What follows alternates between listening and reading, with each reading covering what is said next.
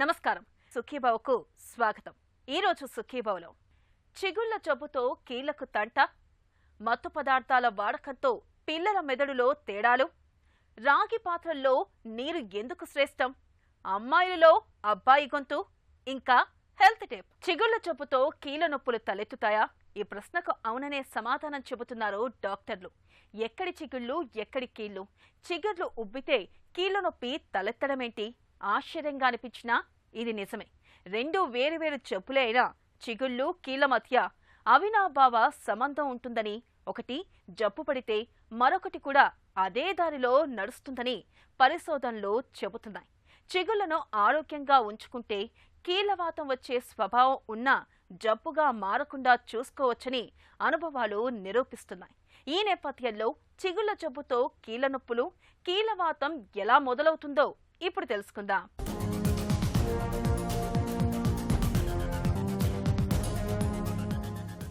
చిగుళ్ళ జబ్బు తరచూ చూసేదే. చిగుళ్ళు ఉబ్బటం, నొప్పి, రక్తం రావటం వంటి వాటితో చాలామంది ఇబ్బంది పడుతూ ఉంటారు. సాధారణంగా మనం తినే ఆహార పదార్థాల ముక్కలు దంతాల మధ్యలో చిక్కుకుపోతూ ఉంటాయి. సరిగా శుభ్రం చేసుకోకపోతే అక్కడ బ్యాక్టీరియా పెరిగి పొరలా ఏర్పడుతుంది. ఇది చిగుళ్లకు, దంతాలకు గట్టిగా అతుక్కుపోతుంది. పొగ తాగటం, పాన్, గుట్కా నమలటం వల్ల దంతాల మీద పడే మచ్చలు ప్రమాదమే. వీటిలోనూ రకరకాల బ్యాక్టీరియా చిక్కుకొని వృద్ధి చెందుతాయి. గారలోని బ్యాక్టీరియా ఆమ్లాలను, విషతుల్యాలను ఉత్పత్తి చేస్తుంది. ఇవి చిగుళ్లను దెబ్బతీసి ఇన్ఫెక్షన్కు కారణమవుతాయి.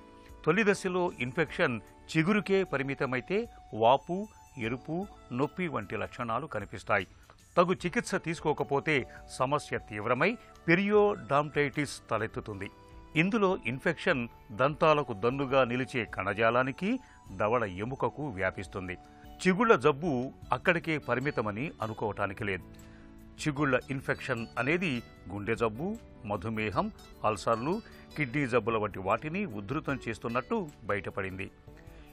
ఇది ఇప్పుడు కీళ్లను వదలటం లేదు. మామూలు కీళ్ల నొప్పులోనే కాదు, కీళ్లవాతం సమస్యలోనూ ఇది పాలు పంచుకుంటూ ఉండటం గమనార్హం. మన చిగుల జబ్బు మన చిగుళ్ళకే కాకుండా ఇతర అవయవాలకు కూడా దెబ్బతీస్తుంది. ఇందులో చాలామందికి తెలియంది ఏంటంటే ఈ చిగుల జబ్బు వల్ల మన కీళ్ళ నొప్పులు, ఆర్థరైటిస్ కూడా వచ్చే అవకాశం ఉంటుంది. సో చిగుల జబ్బు మొట్టమొదటి దశలో దీని చిగుల్లో వాపు రావటం అంటే జింజివైటిస్ అంటాం. అలాగే సెకండ్ దశలో చిగుల్లో నుండి దాని లోపల ఉన్న ఎముక భాగాన్ని కూడా వ్యాపిస్తుంది. అలాంటప్పుడు ఆ చిగుల్లో నుండి చీము రావటం అనేది చూస్తాం. దీని రెండో దశలో దీని పెరియోడాంటైటిస్ అని అంటాం. అలాగే మన కీళ్ళ నొప్పులు అంటే జాయింట్స్, మన జాయింట్స్లో ఇన్ఫ్లమేటరీ రెస్పాన్స్ అంటే దాంట్లో వాపు రావటం, నొప్పి వస్తే కానీ ఆర్థరైటిస్ అని అంటాం. సో ఈ ఆర్థరైటిస్లో మనకు ఆస్టియో ఆర్థరైటిస్ కావచ్చు, అంటే ఏజ్ రిలేటెడ్గా, అలాగే రుమటాయిడ్ ఆర్థరైటిస్ కావచ్చు. చిగురులో జబ్బు రావడానికి పార్ఫోలోమోనస్ జింజివాలిస్ అనే ఒక బ్యాక్టీరియా వల్ల ఈ చిగురులో ఇన్ఫ్లమేషన్ అనే రెస్పాన్స్ అనేది జింజివైటిస్ రావడానికి కారణం.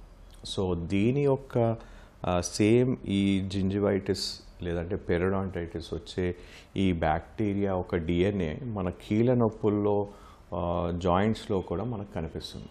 సో మన బాడీలో వచ్చిన ఈ ఇమ్యూన్ రెస్పాన్స్ అనేది మనకి కీళ్ళ నొప్పులకి అంటే స్పెసిఫిక్గా ఆర్థరైటిస్కి కూడా స్పెషల్గా జాయింట్స్లో అంటే మనం చూసినట్టయితే మోకాల నొప్పులు ఎక్కువగా చూస్తుంటాం. సో ఈ మోకాల్లో మనం చూసినట్టయితే అక్కడ ఇన్ఫ్లమేటరీ రెస్పాన్స్ రావటం వల్ల కీళ్ళ నొప్పులు రావటం, జాయింట్ పెయిన్స్ రావటం, ఆర్థరైటిస్ పెరిగిపోవటం, అగ్రవేట్ అయ్యే అవకాశం అనేది ఎక్కువగా ఉంటుంది. చిగుళ్ల జబ్బు, కీళ్ల నొప్పులు రెండూ వాపు ప్రక్రియతో ముడిపడినవే. వీటిలో శరీర రోగ నిరోధక వ్యవస్థ కీలక పాత్ర పోషిస్తుంది. చిగుళ్ల జబ్బుకు కారణమయ్యే పి జింజివలిస్ బ్యాక్టీరియాతో ప్రేరేపితమైన వాపు ప్రక్రియ కీళ్ల మీద ప్రభావం చూపుతున్నట్టు అధ్యయనాలు చెబుతున్నాయి. ఇవి రెండు ఒకే రకం రోగ నిరోధక ప్రతిస్పందన మార్గాలను కలిగి ఉండి ఉండటం విచిత్రం. ముఖ్యంగా వాపును ప్రేరేపించే సైటోకైన్లు చిగుళ్లనే కాకుండా కీళ్లలోని కణజాలాన్ని దెబ్బతీస్తాయి. కీళ్లవాతం, కీళ్ల నొప్పులు ఉధృతం కావటంలో దీర్ఘకాల చిగుళ్ల జబ్బు పాలు పంచుకుంటున్నట్టు అధ్యయనాలు చెబుతున్నాయి. కీళ్లవాతం గల వారికి చిగుళ్ల జబ్బు వచ్చే అవకాశం 2 రెట్లు ఎక్కువని ఒక అధ్యయనం చెబుతోంది. తీవ్ర చిగుళ్ల జబ్బు మూలంగా కీళ్లవాతము ఉధృతమవుతూ ఉండటం గమనార్హం. ఇది ఒక్కటే కాకుండా మనకి పార్ఫైలోమోనస్ జింజివాలిస్ అనే బ్యాక్టీరియా ఒక ఎంజైమ్ ప్రొడ్యూస్ చేస్తుంది. సో ఈ ఎంజైమ్ ఏంటంటే మన కీళ్ళ నొప్పులకి దారితీస్తుంది అనేది కూడా మనకి పరిశోధనలో తెలుస్తున్నది. సో దీంతో మనకిప్పుడు ఈ పరిశోధనలు ఏంటంటే దీనివల్ల 100% మనకు చిగుర్ల దానివల్లే తెలుస్తుందా, లేదంటే ఇలా లేని వాళ్ళకు కూడా ఉందా అని కూడా మనం కంపేర్ చేసి చూసాం. ఈ పరిశోధనలో ఏంటంటే చిగుర్ల జబ్బు చికిత్స చేసుకున్న వాళ్ళు, అలాగే చిగుర్ల జబ్బు ఉండి దాన్ని అలాగే నిర్లక్ష్యం చేసిన వాళ్ళిద్దరిని మనం కంపేర్ చేసి చూసినట్టయితే చిగుర్ల జబ్బు ఉన్నవాళ్ళు అంటే ట్రీట్మెంట్ చేసుకుని వాళ్ళు ఈ ఇన్ఫ్లమేటరీ రెస్పాన్స్ ఎక్కువగా ఉంది. అంటే ఈ కీళ్ళ నొప్పులు స్పెషల్గా రిమటైడ్ ఆర్థరైటిస్ అనేది పెరిగిపోయే అవకాశం ఉందనేది మనకు తెలుస్తుంది. సో దీంతో ఏంటంటే ఆల్మోస్ట్ జర్నల్ ఆఫ్ రిమటైడ్ ఆర్థరైటిస్లో, అలాగే journal of periodontitis which is dental journal, అలాగే ఆర్థోడాంటిక్ జర్నల్లో కొన్ని పబ్లిష్ అయిన చాలా ఆర్టికల్స్ రీసెర్చ్తో మనకి ఏంటంటే తెలుస్తుంది ఏంటంటే ఈ ఇన్ఫ్లమేటరీ రెస్పాన్స్ సిమిలర్గా ఉంది. అండ్ చిగుళ్ళ జబ్బుకి అండ్ ఈ కీళ్ళ నొప్పులకి క్లోజ్ రిలేషన్ ఉంది అని. కీళ్లవాతం కీళ్లలో మొదలు కావటం లేదని, శరీరంలోని ఇతర భాగాల్లో పుట్టుకొచ్చే ఆటో యాంటీబాడీలు దీనికి బీజం వేస్తున్నాయని పరిశోధనల్లో తేలింది. నోట్లోని బ్యాక్టీరియా కూడా ఇలాంటి ఆటో యాంటీబాడీలకు కారణమవుతుంది. పి జింజివలిస్ అనే బ్యాక్టీరియాలో ఉండే పి ప్యాడ్ అనే ఎంజైమ్ ఒంట్లోని ప్రోటీన్లను మార్చేస్తుంది. అప్పుడు శరీరం వాటిని శత్రువులుగా భావించి వాటి మీద దాడి చేయటానికి యాంటీబాడీలను సృష్టిస్తుంది. ఇవి కీళ్ల మీదుండే ప్రోటీన్ల మీద దాడి చేసే క్రమంలో కీళ్లను దెబ్బతీస్తాయి. ఇతర రకాల కీళ్ల నొప్పులు గలవారి కీళ్లలోని ద్రవంలోనూ నోట్లోని బ్యాక్టీరియా ఉంటున్నట్టు తేరటమే దీనికి నిదర్శనం. ఇది దెబ్బతిన్న చిగురు కణజాలం నుంచి రక్తంలోకి ప్రవేశించి కీళ్లకు చేరుకుంటోందని నిపుణులు భావిస్తున్నారు. సో చిగుళ్ళ జబ్బు ఎందుకు వస్తుంది అంటే మనకి చిగురులో మనం అంటే ఒకవేళ సరైన పద్ధతిలో బ్రష్ చేసుకోకుండా తినే ఆహార పదార్థాలు అలాగే నిలువుగా ఉండి మనం క్లీన్ చేసుకోకుండా అలాగే ఉన్నట్టయితే కొంతకాలానికి అవి కుళ్ళి కొన్ని రసాయనాలు ఉత్పత్తి చేస్తాయి. అలాంటప్పుడు ఈ రసాయనాలు మన చిగుళ్ళను దెబ్బతీస్తాయి. ఇందులో కొన్ని స్పెసిఫిక్ బ్యాక్టీరియా ఉన్నాయి. ఇవి ఏంటంటే మనం సరిగ్గా నోటి పరిశుభ్రత మెయింటైన్ చేయకుండా తినే ఆహారం ఇరుక్కున్నా అని కూడా ఇవి ఎక్కువగా ప్రొడ్యూస్ అయ్యే అవకాశం ఉంటుంది. సో మొట్టమొదటి లక్షణం మనకు కనిపించేది చిగుళ్ళ జబ్బులో ఏంటంటే ఈ నోటి దుర్వాసన అనేది మనం చూస్తుంటాం. సెకండ్ స్టేజ్లో ఉన్నట్టయితే అంటే మొదటి దశలో చిగుళ్ళను మార్జినల్ జింజివైటిస్ అంటాం. రెండో దశలో ఏంటంటే చిగుళ్ళ లోపల భాగం కూడా వ్యాపించి ఇన్ఫెక్షను ఎముక భాగాన్ని కూడా వ్యాపించే అవకాశం ఉంటుంది. అలాంటప్పుడు పెరియోడాంటైటిస్ అని అంటాం. అంటే చిగుళ్ళు కిందికి జారటం లేదంటే ఎముక భాగం కరిగిపోవటం ఇలాంటివి చూస్తూ ఉంటాం.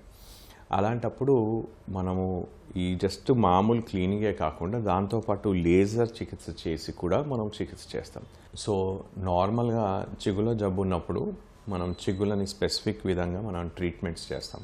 డెంటల్ లేజర్స్ వాడుతూ లేదంటే కొన్ని శస్త్రచికిత్స కొన్ని సివియర్ కేసెస్లో శస్త్రచికిత్స చేసేసి ట్రీట్మెంట్ చేస్తూ ఉంటాం. ఈ చిగుళ్ళ జబ్బుతో పాటు ఆ పేషెంట్కి ఆల్రెడీ ఆటో ఇమ్యూన్ రెస్పాన్స్ లేదంటే రుమటాయిడ్ ఆర్థరైటిస్ లేదంటే ఆర్థరైటిస్ కీళ్ళ నొప్పులు ఉన్నాయని మనకు తెలిసిన వాళ్ళలో మనం ఇంకా స్పెసిఫిక్గా కొద్దిగా అగ్రెసివ్గా ట్రీట్మెంట్ చేస్తాం. అగ్రెసివ్గా అంటే మెయింటెనెన్స్ ఫేస్లో వాళ్ళని రెగ్యులర్గా మనం చూసుకోవటం, బ్రషింగ్తో పాటు కొన్ని స్పెసిఫిక్ మెడిసిన్స్ అంటే యాంటీబయాటిక్స్ ఈ స్పెసిఫిక్ మనం ఎలాంటి బ్యాక్టీరియా ఉంది అని మనం వాటిని గుర్తించి వాటికి తగ్గట్టుగా బ్యాక్టీరియల్ ఇన్ఫెక్షన్ తగ్గించడానికి వాటికి స్పెసిఫిక్ యాంటీబయాటిక్స్ వాడటం అనేది చేస్తూ ఉంటాం. సో ఈ ప్రొఫిలాక్టిక్ ట్రీట్మెంట్ అంటే ప్రతి 6 నెలలకు సంవత్సరానికి కంపల్సరీ క్లీనింగ్ అనేది చాలా ముఖ్యం, స్పెసిఫిక్గా ఈ కీళ్ళ నొప్పులు ఉన్న వాళ్ళకి. ఇందులో ఏంటంటే మనము చిన్న ఎక్కడన్నా మనకి ఈ చిగుళ్ళ జబ్బులో మనకి కొద్దిగా కూడా మనకు వాపు కానీ రెడ్నెస్ అంటే ఎర్రతనం కానీ చిగుళ్ళలో రెడ్గా కనిపించడం కానీ లేదంటే చిగుళ్ళ నుండి రక్తం కారటం బ్రష్ చేసుకున్నప్పుడు అలా మనం గుర్తించినట్టయితే ఆ స్పెసిఫిక్ ఏరియాస్ని ఐడెంటిఫై చేసి వాటికి చికిత్స చేయడం అనేది చేస్తూ ఉంటాం.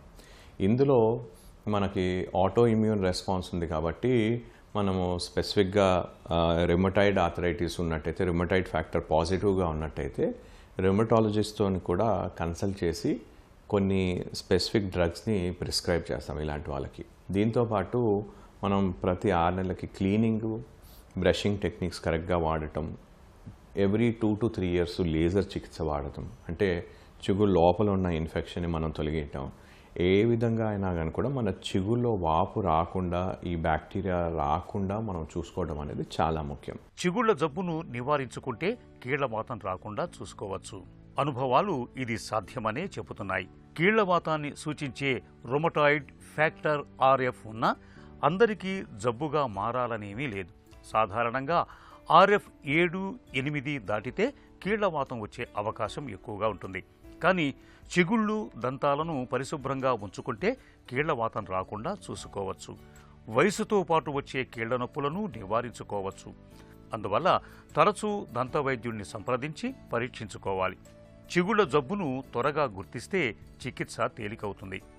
రాత్రి పడుకునే ముందు, ఉదయం నిద్రలేచాక రోజుకు 2 సార్లు బ్రష్తో పళ్లను తోముకోవాలి.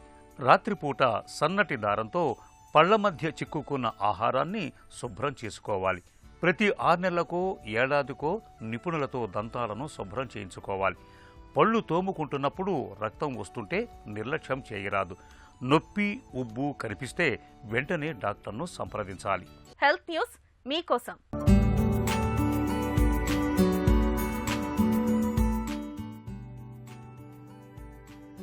మత్తు పదార్థాలు ఆరోగ్యాన్ని కబళించడమే కాదు, మెదడు వంటి కీలక అవయవాల్లో కూడా తేడాలను తెచ్చిపెడుతున్నట్లు ఒక తాజా పరిశోధన పేర్కొంటుంది. ముఖ్యంగా 15 ఏళ్ల వయసు వచ్చేలోపే మద్యం, గంజాయి వంటి మత్తు పదార్థాలకు అలవాటు పడే పిల్లల్లో మెదడు నిర్మాణంలో విస్పష్టమైన వైరుధ్యాలు కనిపిస్తున్నట్లు అమెరికాలోని వాషింగ్టన్ విశ్వవిద్యాలయానికి చెందిన శాస్త్రవేత్తల పరిశోధనలో తేలింది. మెదడు పరిమాణం పెద్దగా ఉండడం, ప్రీఫాంటల్ కార్టెక్స్ సన్నగా ఉండడం వంటివి ఇందులో ఉన్నట్లు వెల్లడైంది. ఈ తేడాల్లో కొన్ని వారు మత్తు పదార్థాలకు అలవాటు పడక ముందు నుంచే ఉన్నాయని శాస్త్రవేత్తలు తెలిపారు. వీటికి జన్యు, పర్యావరణ అంశాలు తోడై వారిని దురలవాట్ల బారిన పడేలా ప్రేరేపించవచ్చని పరిశోధకులు పేర్కొంటున్నారు. వీటిపై లోతైన పరిశోధనల ద్వారా మాదక ద్రవ్యాల కోరల్లో చిక్కుకున్న టీనేజర్లకు విముక్తి కల్పించడానికి మెరుగైన వ్యూహాలను అభివృద్ధి చేయొచ్చని శాస్త్రవేత్తలు అంటున్నారు. పరిశోధనలో భాగంగా అమెరికా వ్యాప్తంగా 9,804 మంది పిల్లల MRI స్కాన్లను పరిశోధకులు విశ్లేషించారు. అప్పుడు వీరి వయసు 9 నుంచి 11 ఏళ్ల మధ్యలో ఉంది. ఆ తర్వాత 3 ఏళ్ల పాటు వారిని పరిశీలించారు. పరీక్షార్థుల్లో 3,460 మంది 15 ఏళ్ల వయసు వచ్చేలోగానే మత్తు పదార్థాలకు అలవాటు పడ్డారు.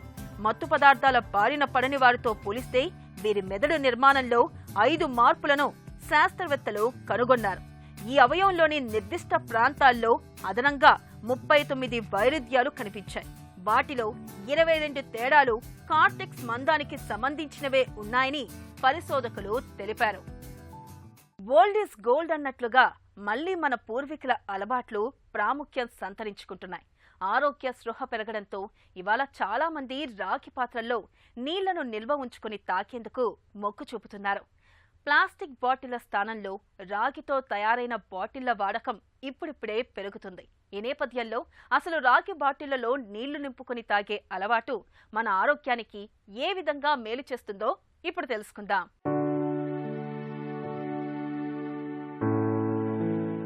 ప్లాస్టిక్ బాటిళ్లలో నీళ్లను తాగటం, వాటిని మోసుకెళ్లటం మనలో చాలా మందికి అలవాటు. నిజానికి ప్లాస్టిక్ బాటిళ్లలోని నీళ్లు తాగటం ఆరోగ్యానికి ఏమంత మంచిది కాదు.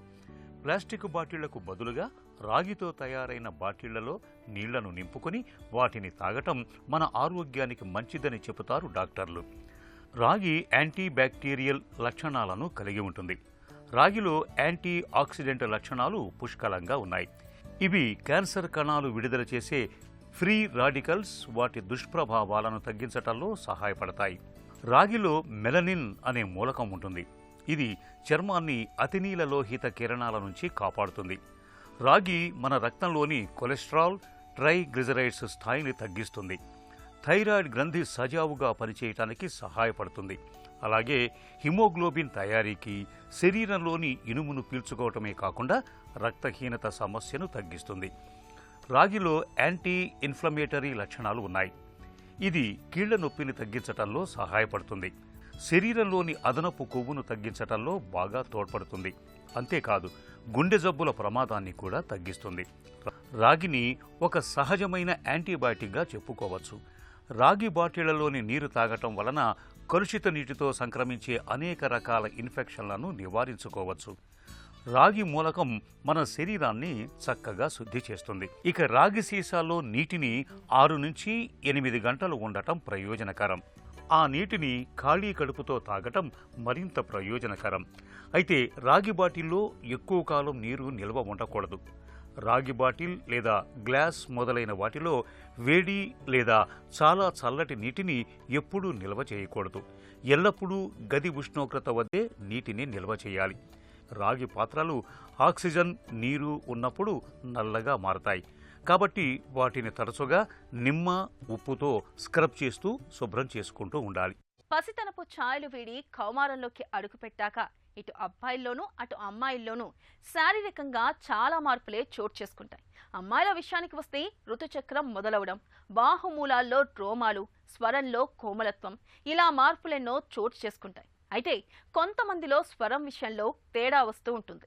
మాట్లాడుతుంటే అబ్బాయి గొంతులాగా వినిపిస్తూ ఉంటుంది. ఎవరికైనా ఫోన్ చేసి మాట్లాడినప్పుడు ఇటువైపు అబ్బాయే మాట్లాడుతున్నాడని భావిస్తూ ఉంటారు.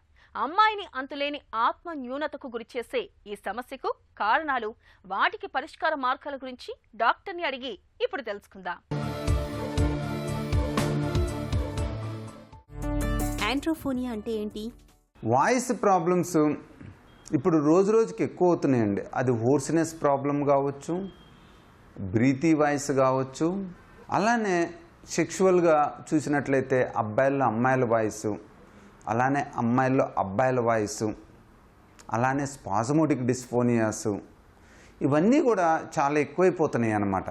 అమ్మాయిల్లో అబ్బాయిల వాయిస్, దీన్ని యాండ్రోఫోనియాస్ అంటాం. అమ్మాయిలో అబ్బాయి గొంతు రావడానికి కారణాలేంటి? బేసిక్గా ఇక్కడ చూసినట్లయితే ఈ యాండ్రోఫోనియాస్కి obesity one of the important reason అవుతుంది. Lack of physical activities, polycystic ovarian syndromes కూడా చాలా ఎక్కువైపోయినాయి అమ్మాయిల్లో due to multiple reasons. Stress కావచ్చు, ల్యాక్ ఆఫ్ స్లీప్ కావచ్చు, డైటరీ ప్యాటర్న్స్ కావచ్చు. ఈ ఒబేసిటీ, పాలిసిస్టిక్ ఓవేరియన్ సిండ్రోమ్స్ కూడా ఈ అమ్మాయిల్లో మస్కులైన్ వాయిస్ కారణాలు అవుతున్నాయి అన్నమాట. సరే, ఈ మస్కులైన్ వాయిస్ అమ్మాయిల్లో మెయిన్గా ఏంటంటే 14 సంవత్సరాల తర్వాత ఉన్నట్లయితే మనం దాన్ని ఇమీడియట్గా రికగ్నైజ్ చేయాలి. 15-16 సంవత్సరాల తర్వాత కూడా అమ్మాయిల్లో అబ్బాయిల వాయిస్ ఉన్నట్లయితే మనం ఇమీడియట్గా ట్రీట్మెంట్ తీసుకోవాలి. అమ్మాయిలో అబ్బాయి గొంతు ఉన్నప్పుడు ఎలాంటి పరీక్షలు చేస్తారు? దీనికి కారణాలు చూసినట్లయితే చాలా మందిలోనూ దీనికి స్పెసిఫిక్ కారణం ఏమి ఉండదన్నమాట చాలా మందిలో. కానీ వాళ్ళ పాలిసిస్టిక్ ఓవేరియన్ సిండ్రోమ్స్ ఎక్కువైపోయినాయి. ఈ విధంగా 14 సంవత్సరాల తర్వాత కూడా అమ్మాయిల్లో అబ్బాయిలో వాయిస్ ఉన్నట్లయితే ఖచ్చితంగా మనం హార్మోనల్ ఎవాల్యుయేషన్ చేయాలి. Especially progesterone and estrogen. Progesterone levels ఎక్కువ ఉంటాయి, అంటే అబ్బాయిల్లో ఉండే హార్మోన్ ఎక్కువ ఉన్నట్లయితే వీళ్ళల్లో మస్కులైన్ వాయిస్ ఉండే అవకాశం ఉంటుంది. ఎస్పెషలీ పాలిసిస్టిక్ ఓవేరియన్ సిండ్రోమ్స్ ఉన్నా, అదర్ ఎండోక్రైన్ ప్రాబ్లమ్స్ ఉన్నా కూడా ఈ ప్రాబ్లం ఉండే అవకాశం ఎక్కువగా ఉంటుందన్నమాట. అమ్మాయిలో అబ్బాయి గొంతును ఎలా సరిచేస్తారు? సర్జరీ సురక్షితమేనా? సో వన్స్ ఎవాల్యుయేట్ చేసుకున్న తర్వాత, ఎస్పెషల్లీ హార్మోనల్ ఎవాల్యుయేషన్, అవి నార్మల్గా ఉండి అమ్మాయిల్లో అబ్బాయిల వాయిస్ ఉన్నట్లయితే మనం స్పీచ్ థెరపీ ద్వారా దాన్ని కరెక్ట్ చేసుకోవటం చాలా ఈజీ అండి. యూజువల్గా వీళ్ళకి యాంగ్జైటీ ఆర్ టెన్షన్స్ని తగ్గించి వోకల్ కార్డ్స్ మ్యానిపులేట్ చేసి అక్కడ మజిల్స్ని రిలాక్స్ చేసినట్లయితే యూజువల్గా వీళ్ళకి అబ్బాయిల వాయిస్ నుంచి అమ్మాయిల వాయిస్ వచ్చేస్తుంది. చాలా మందిలోనూ నార్మల్గా వస్తుంది అన్నమాట. అతి తక్కువ మందిలో ఎవరికైతే ఈ వాయిస్ అనేది అమ్మాయిల్లో అబ్బాయిల వాయిస్ స్పీచ్ థెరపీ తర్వాత కూడా రాదు, వాళ్ళల్లో మనం సింపుల్ ఆపరేషన్ థైరోప్లాస్టీ చేసుకోవాల్సి వస్తుంది. కానీ ఎవరికైనా కూడా ఈ voice problems, especially puberphonia problems, androphonia problems ఉన్నట్లయితే ఖచ్చితంగా మనం ఒకసారి ఎండోస్కోపిక్ ఎవాల్యుయేషన్ చేసుకొని వోకల్ కార్డ్స్ నార్మల్గా ఉన్నాయా లేదా చెక్ చేసుకోవాలన్నమాట. ఒక్కోసారి ఇన్సిడెంటల్ ఫైండింగ్స్ ఉంటాయి, ఓకల్ కార్డ్ మీద ఏదైనా గ్రోత్లు కానీ ఓకల్ కార్డ్ పెరాలసిస్లు కానీ. అలాంటప్పుడు ఏంటంటే వాటిని మనం ముందే ఐడెంటిఫై చేయాలి. అలానే అమ్మాయిల్లో థైరాయిడ్ ప్రాబ్లమ్స్ని కూడా రూల్ అవుట్ చేసుకోవాలి. ఈ థైరాయిడ్ ప్రాబ్లమ్స్ అంటే బేసిక్గా కొంచెం ఓకల్ కార్డ్ ఎడిమా రావటం, మజిల్ వీక్నెస్ రావటం జరుగుతుంటుంది అనమాట. అలాంటివి ఉంటే వాటిని కూడా మనం ముందే ట్రీట్మెంట్ తీసుకోవాలి. స్వరంలో తేడాలపై ఎలాంటి అవగాహన అవసరం? సో ఎస్పెషలీ 14 సంవత్సరాల తర్వాత గనక యూజువల్గా పిల్లల్లో అందరిలో కూడా అమ్మాయిల వాయిసే ఉంటుందండి, హై ఫ్రీక్వెన్సీ వాయిస్. ఒకవేళ ఎవరన్నా అమ్మాయిల్లో ఈ వాయిస్ ప్రాబ్లమ్స్ ఎర్లీగా ఉన్న అబ్బాయిల వాయిస్ ఇమ్మీడియట్గా ఎవాల్యుయేట్ చేయించాలి, దానికి అవసరమైన ట్రీట్మెంట్ ఇవ్వాలి, అవసరమైతే సర్జరీ ఖచ్చితంగా చేయాలి. సర్జరీ ద్వారా మనకు రిజల్ట్ చాలా బాగుంటుంది. సో యూజువల్గా 10-12 సంవత్సరాలు అప్పటికల్లా కూడా అబ్బాయిల వాయిస్ ఉన్నట్లయితే మనం speech therapy, ENT doctor evaluation చేసుకొని హార్మోనల్ ప్రాబ్లమ్స్ని కనుక కరెక్ట్ చేసినట్లయితే, ఒకవేళ రేర్గా ప్రాబ్లమ్స్ ఉంటే వాళ్ళకి పర్మనెంట్గా బాడీలో చేంజెస్ రాకుండా ఉంటాయి. కొంతమందికి 14-15 సంవత్సరాలప్పుడు సడన్గా వస్తుంది. హార్మోనల్ ఎవాల్యుయేషన్ చేసుకొని నార్మల్గా ఉన్నట్లయితే స్పీచ్ థెరపీ, థైరోప్లాస్టీ ద్వారా వాళ్ళకి వాయిస్ని మళ్ళీ ఫెమినైన్ అమ్మాయిల వాయిస్ని ఈజీగా తీసుకురావచ్చు. అమ్మాయిలలో అబ్బాయి గొంతు వినిపిస్తున్నప్పుడు స్పీచ్ థెరపీ, కౌన్సిలింగ్ సాయంతో చాలా వరకు మార్చవచ్చు. వీటితో కూడా ఫలితం లేనప్పుడు చిన్నపాటి సర్జరీ చేయడం ద్వారా అమ్మాయి గొంతును కోమలమైన స్వరంగా మార్చవచ్చు. ఒక చిన్న చిట్కా మీకోసం. కడుపు మంటగా ఉండి వాంతులవుతున్నప్పుడు గుంటగలగరాకు చూర్ణానికి కొద్దిగా కరక్కాయ చూర్ణాన్ని, కొంచెం పాత బెల్లాన్ని కలిపి తీసుకోండి. కడుపులో మంట, బాధలు ఇట్టే తగ్గిపోతాయి.